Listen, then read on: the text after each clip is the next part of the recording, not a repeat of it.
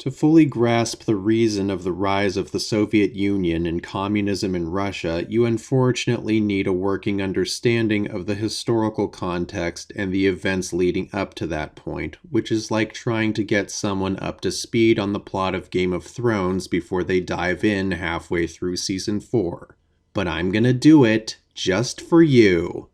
In the early 1900s, the country of Russia was poor and weak, lagging behind the industrialized world and clinging to an archaic system, only having recently banished the practice of serfdom, which is basically slavery. The country had been ruled by the same imperial family, the Romanovs, for about 300 years, and by the turn of the century, they had officially worn out their welcome.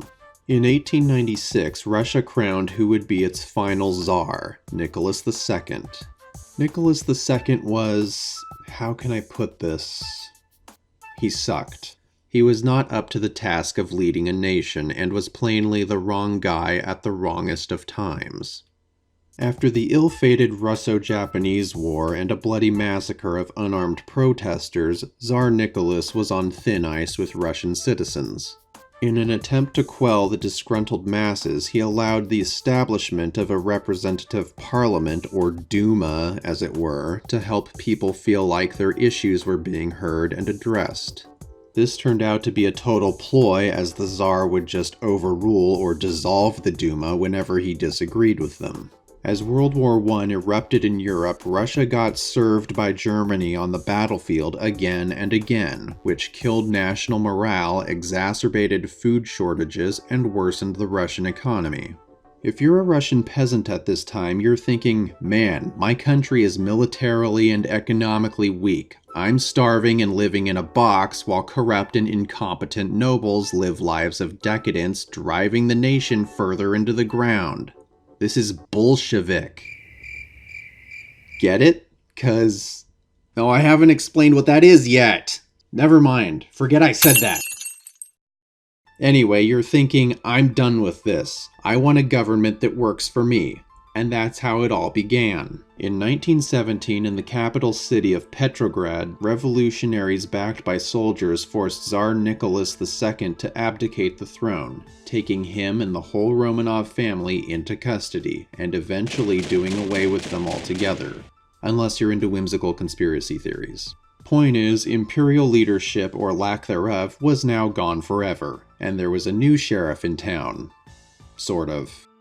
There was a short period in Russia where a provisional government was created that promised a handful of basic rights like freedom of speech and assembly, similar to America's First Amendment. Unfortunately for the interim government, they had a hard time reading the room and decided that Russia still wasn't done falling down the rabbit hole of World War I. And the Russian people said, not good enough. The time was right for a visionary to take the reins of the country. Enter Vladimir Lenin. Well-versed in law and a professional agitator, Lenin had spent the last several years of his life in exile from Russia for being a revolutionary troublemaker. He was a staunch believer in the socialist writings of German philosopher Karl Marx and would like nothing more than for Russia to lose World War I so that it could finally get back on its feet with a brand new government. Germany actually rounded up Lenin and other banished political dissidents throughout Europe and smuggled them back into Russia with the intent of further destabilizing the country. Now back at home, Lenin began rallying workers, peasants, soldiers, and other malcontents, selling them the idea of a new government run by the commoners instead of the wealthy elite. He wasn't just creating a political movement, he was building the army that would back him up on his plot to overthrow the provisional government. In late 1917, less than a year after Lenin's return to Russia, his newly recruited paramilitary forces staged a successful coup capturing government buildings and wresting control of the nation. Lenin's Bolshevik Party installed themselves as the governing political party with him in the driver's seat. And they all sang Kumbaya and lived happily ever after in an eternal utopia. The end.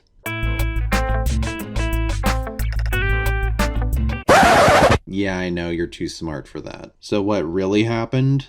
Well, changing governments wasn't like flipping on a light switch. The Bolshevik Revolution brought 3 years of civil war to Russia. Lenin's Red Army fought to hold power against a band of lesser factions vying for power called the White Army. Lenin, trying to leverage his new resources to beat back the opposing forces, made all of Russia's industries state-owned, which basically meant that the economy was run by the government instead of a free market. Doing this nearly put Russia out of its misery altogether, as the country's production output tanked. People lived in squalor and millions starved. Citizens were not super jazzed about this. But to be fair, did anyone living remember a day going by in Russia where things were pretty good? Probably not. Seeing that civil unrest was coming to a boil, Lenin held a town hall where citizens could come voice their concerns directly to him. I'm just kidding.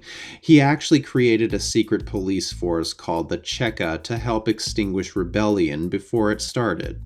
If the term secret police sounds ominous to you, it should. Lenin's relationship with the public turned a corner after he survived an attempt on his life by a rival political leader. As a result, the Cheka carried out a Red Terror. Yeah, that's actually what the government called it. Imagine waking up one morning, turning on the news, and hearing, "The president has signed an executive order decreeing an immediate nationwide Red Terror." Okay, what's a Red Terror? A Red Terror is exactly what it sounds like. Tens of thousands of mass executions of people considered to be conspirators or enemies of the state.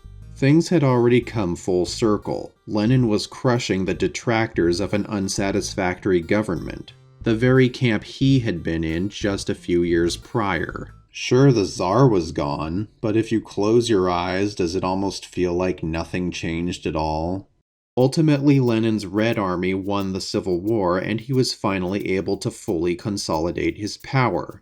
Russia made friends with some new countries and formed the Union of Soviet Socialist Republics, or USSR. By this time, however, Lenin was more or less incapable of governing because of all the strokes he was having.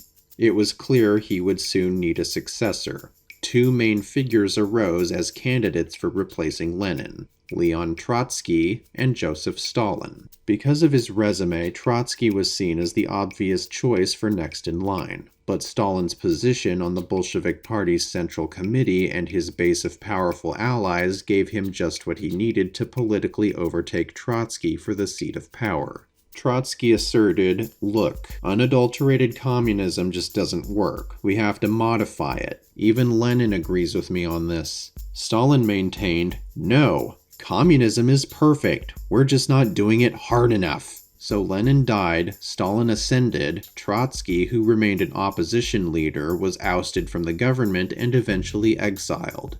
Stalin ultimately had Trotsky assassinated on foreign soil, a time-honored Russian tradition for silencing political dissidents which still carries on to this day.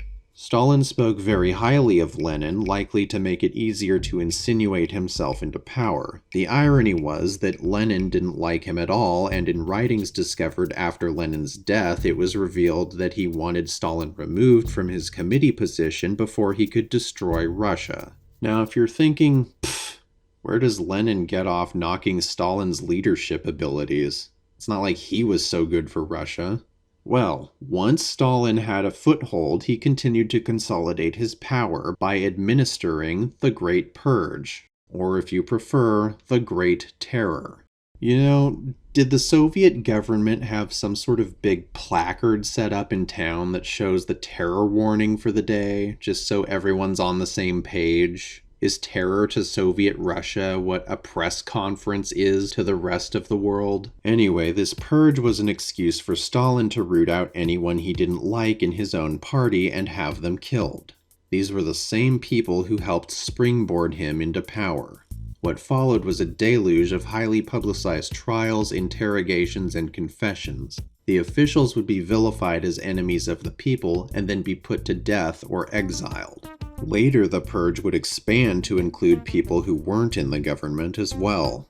Stalin rolled back the adjustments that Lenin had made to fix his own failed economic model, going straight back to a state-controlled industry. Sure, a lot of people died when we tried this last time, but this time will be different. Spoilers, it wasn't different. Unless you count being much, much worse as different.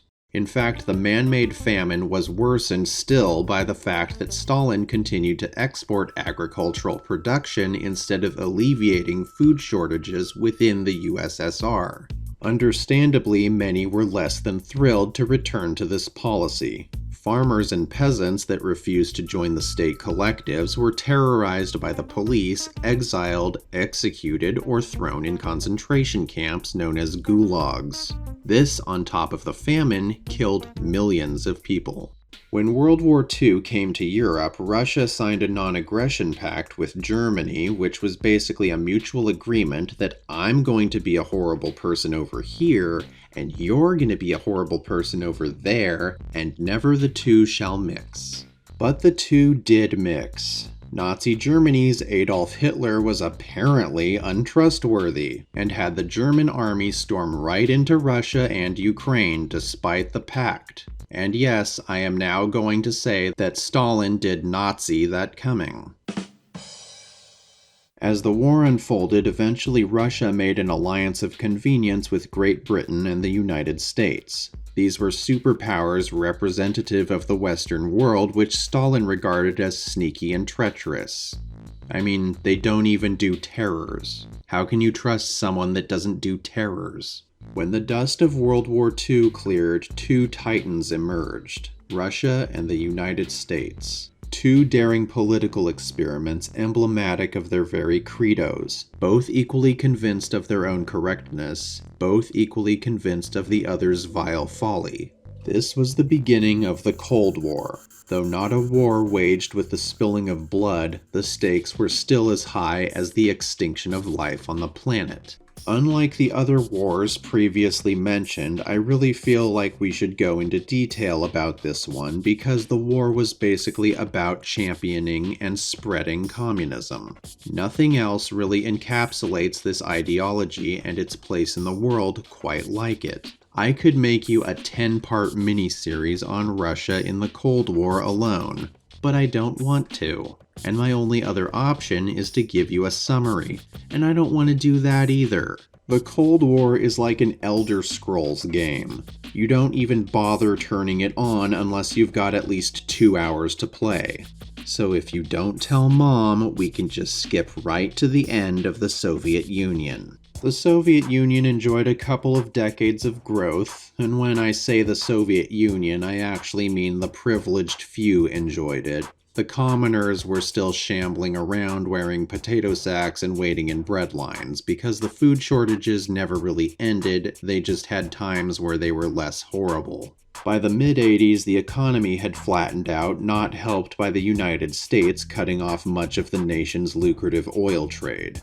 New leader Mikhail Gorbachev brought forth a battery of reforms to help improve the standard of living for the people of the USSR and keep it relevant on the world stage. He loosened the government's oppressive chokehold on the citizenry. He lifted bans on books, granted the ability to criticize the government without getting shot in the face, and even abolished the secret police. With people suddenly able to organize and protest and vote and shout out loud, "I hate this, I want something different," it was only a matter of time before, one by one, Soviet Russia's little buddy states in Eastern Europe overthrew their governments or voted to leave the USSR in favor of independence. The Iron Curtain, the border which secluded the USSR from Western Europe, began to crumble. But nowhere was it more noticeable and glorious than at the Berlin Wall, which had cut the capital of Germany in half for over 25 years, and for the first time since the end of World War II,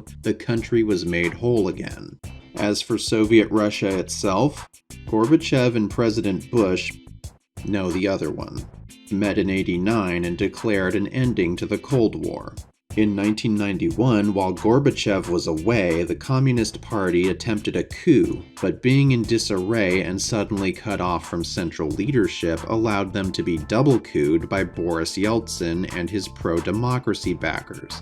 And that was the final nail in the coffin. By 92, the Soviet Union was officially no more, and everyone lived happily. Well, everyone lived anyway. Well, most people lived, I guess. The end.